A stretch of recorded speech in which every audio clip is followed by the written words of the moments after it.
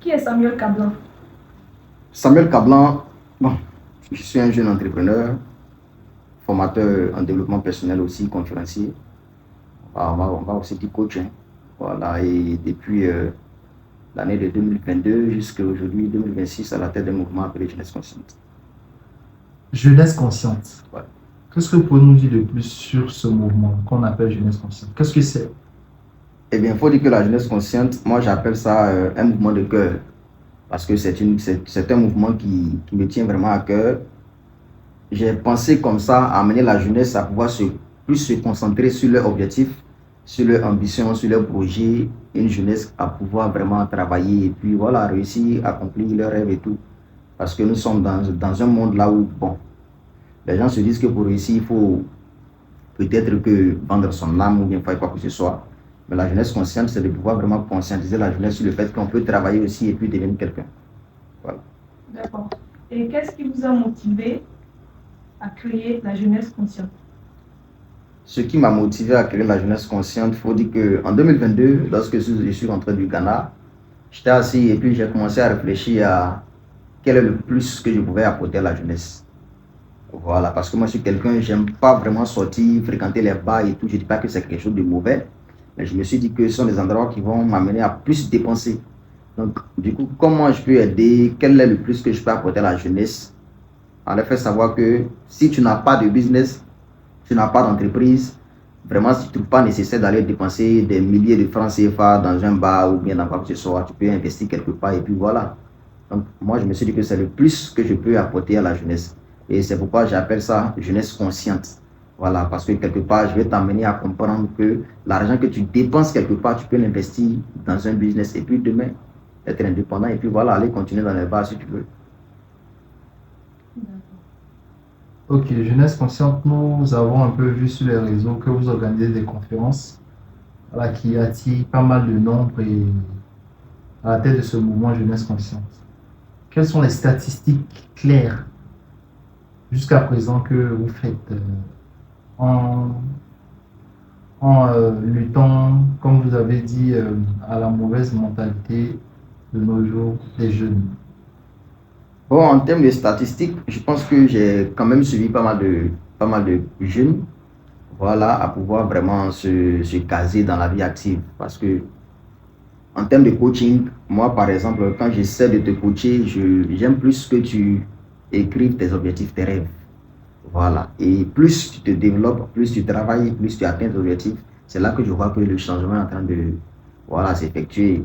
Donc, en termes de statistiques, je pense que j'ai d'abord à mon actif plus de 30 jeunes que j'ai eu à coacher, 30 jeunes que j'ai eu à coacher, qui sont aujourd'hui, je peux dire, indépendants.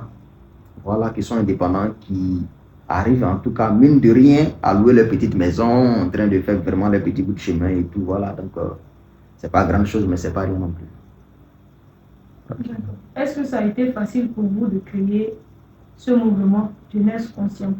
Et quels ont été les challenges que vous avez eus lors de votre parcours, des expériences challengeantes qui vous ont touché ou marqué exactement? Faut dire que facile, je dirais non, parce que c'est une question de mentalité. Vous voyez, nous sommes dans une génération où chaque personne développe une mentalité selon voilà, là où la personne est équipée et tout.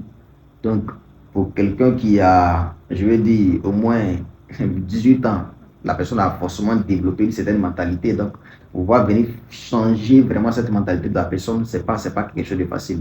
C'est des choses qu'il faut répéter, il faut amener la personne à croire que non, lui aussi, il peut réussir et tout. Et voilà, le plus grand boulot aujourd'hui, c'est de faire savoir ou bien d'amener un pauvre à croire qu'il peut réussir. Quelqu'un qui est habitué à la médiocrité, de lui faire savoir que lui aussi, il peut devenir quelqu'un dans ce monde, c'est vraiment un très grand boulot. Et je ne dirais pas que le travail est facile, c'est pas facile, parce que c'est une question de mentalité, c'est très très compliqué.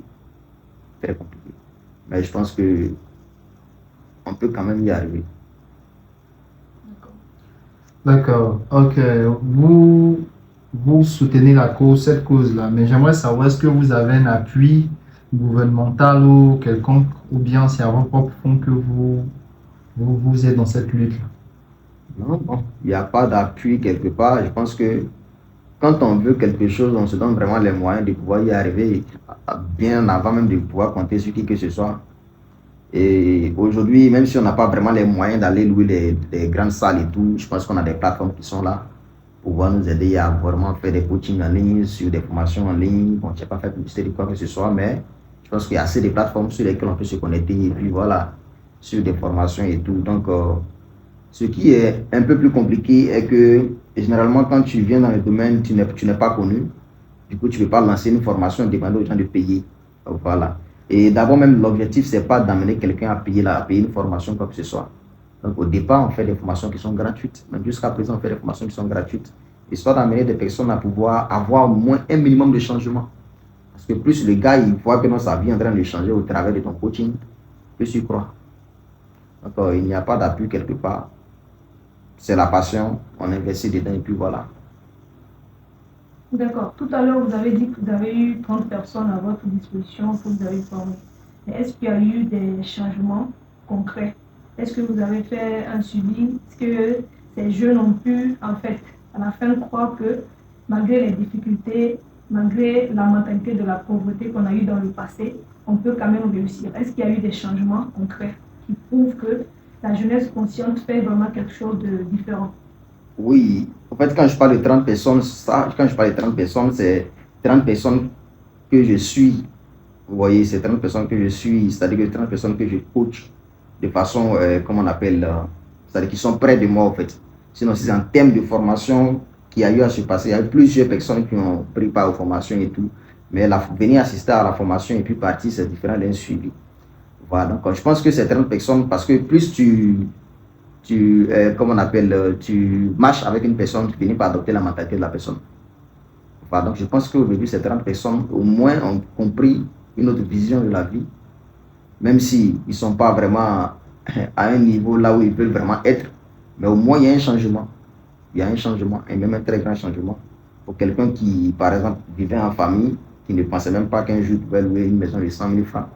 Et aujourd'hui, avec des séances de coaching, des séances de formation et tout, sa mentalité a changé. La personne s'est lancée dans des business, même dans des petits business, même vendre peut-être même qu'un petit garba au quartier et tout. Économiser et puis déménager, c'est déjà quand même pas mal. Hein. Voilà. Donc, je pense que ces personnes, au moins, ont une mentalité différente. D'accord. Monsieur Cablan, 6 ans maintenant que vous êtes à la tête de ce mouvement, du commencement jusqu'à maintenant, comment est-ce que vous vous voyez dans 5 ans, dans 10 ans? Eh bien, dans 5 ans, dans 10 ans, je fais partie de ces personnes qui croient que la jeunesse peut, comme on appelle, changer de mentalité dans les années à venir. C'est-à-dire que la jeunesse peut s'imposer. Je fais partie de ces personnes qui croient que la pauvreté n'est pas vraiment quelque chose de normal. C'est vrai, ce n'est pas aussi une malédiction, mais je veux dire que je veux développer une jeunesse qui plus se donne au travail. Voilà, une jeunesse qui travaille, une jeunesse qui n'est pas paresseuse.